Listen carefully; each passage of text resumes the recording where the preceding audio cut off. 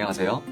성경 공부 2과의 주제는 성경 시대에는 어떻게 빨래를 했을까입니다. 오늘날 세탁은 세탁기와 세제 등으로 큰 어려움 없이 세탁을 할 수 있습니다. 그러면 2000년 전 성경 시대에는 어떻게 빨래를 했을까요? 먼저 살펴볼 주제는 첫째로 세탁은 어떤 방법으로 했을까입니다. 성경에도 세탁에 관한 구절이 몇 군데 기록되어 있는데요. 열왕기하 18장 17절에 보면 윈못 수도 곁곧 세탁자의 밭에 있는 큰 길에 이르러 서니라. 세탁자는 히브리어로 코베스라고 하는데 이는 발로 밟는 자를 뜻합니다. 빨래를 발로 밟아서 빨았던 당시 세탁 방법을 엿볼 수 있는 단어입니다. 두 번째로 그러면 세탁은 어떤 곳에서 했을까요? 성경에 보면 세탁자의 밭의 위치가 성경에 나와 있습니다. 세탁자의 밭, 즉 빨래터가 따로 있었는데요. 윈못이라고 되어 있는데 옷감을 발로 밟아 깨끗이 씻으려면 많은 물이 필요했기 때문에 세탁일은 샘과 같은 못이 있는 근처에서 이루어졌습니다. 그리고 윈못 수도, 즉 물을 끌어올 수 있는 수도 시설이 있는 곳임을 알 수 있습니다. 그리고 세탁자의 밭으로 표현한 것으로 보아서 아주 넓은 장소임을 알 수 있습니다. 깨끗이 세탁한 천을 햇빛에 말리려면 넓은 들이 필요했기 때문에 건조를 위해 장소가 넓어야 했습니다. 거기에다 세탁 과정에서 좋지 못한 냄새가 났기 때문에 사람들이 붐비는 인가에서는 불가능했고 가능한 멀리 떨어진 넓은 곳에서 작업이 이루어져야 했습니다. 그러면 윈못 수도 끝 세탁자의 밭은 어디일까요?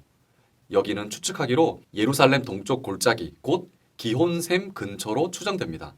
옛 못이라 불리우는 윈못 곧 기혼샘 부근에서 세탁자들이 거주한 듯 보입니다. 셋째로 성경시대에 세탁할 때 세제를 사용했을까요? 지금은 세제 종류들이 너무 많지만 2000년 전 또 그 이전에도 세제가 있었을까요? 이것도 성경에서 힌트를 얻을 수 있습니다. 예레미야 2장 22절에 보면 이런 표현이 나옵니다. 주 여호와의 말씀이니라. 내가 잿물로 스스로 씻으며 내가 많은 비누를 쓸지라도 내 죄악이 내 앞에 그대로 있으리니.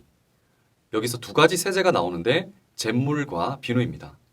먼저 잿물은 무엇일까요? 잿물은 재를 우려낸 물입니다. 고대 팔레스타인에서는 식물이나 나뭇가지를 불에 태워 만든 재를 물이나 올리브유에 타서 세제나 표백제로 사용한 것으로 추정됩니다.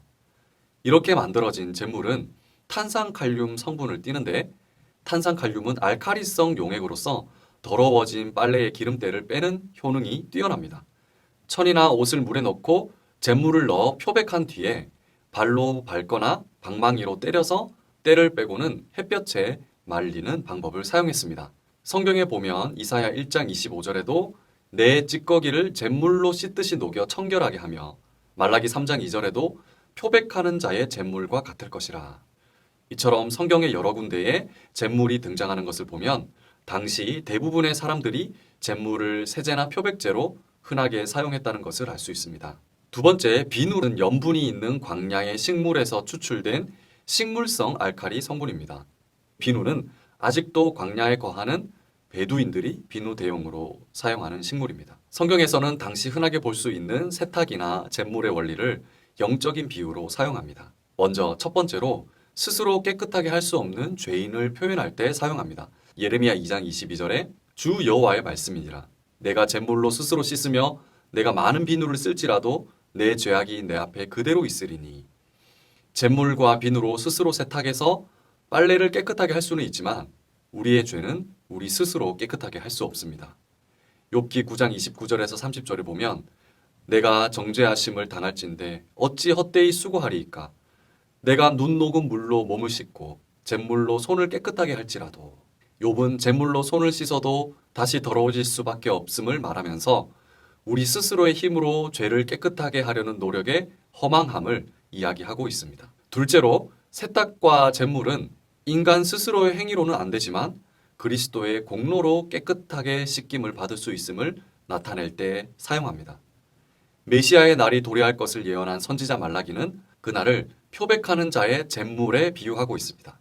말라기 3장 2절에 그가 임하시는 날을 누가 능히 당하며 그가 나타나시는 때에 누가 능히 서리요. 그는 금을 연단하는 자의 불과 표백하는 자의 잿물과 같을 것이라. 성경에는 옷을 청결하게 하고 희게 표백하는 이 세탁은 죄와 허물을 씻어 심령을 정결케 하시는 그리스도의 사역에 빗대어 묘사되기도 합니다. 이런 영적인 맥락에서 신약에서 예수님의 모습을 볼 수가 있는데요. 마가복음 9장 3절에 그 옷이 광채가 나며 세상에서 빨래하는 자가 그렇게 희게 할 수 없을 만큼 매우 희어졌더라.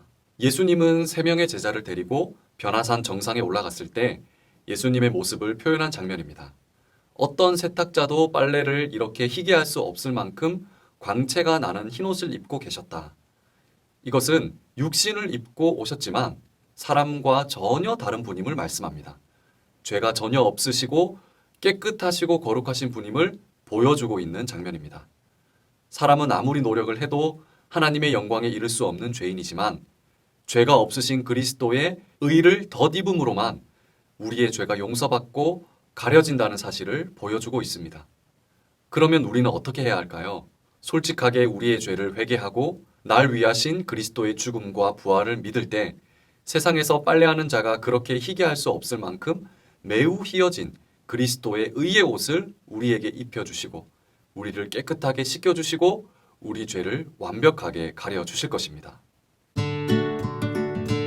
이제 성경 퀴즈 시간입니다. 성경 퀴즈 문제를 잘 들으시고 정답을 유튜브 댓글에 본인의 이름과 함께 적어주시면 됩니다.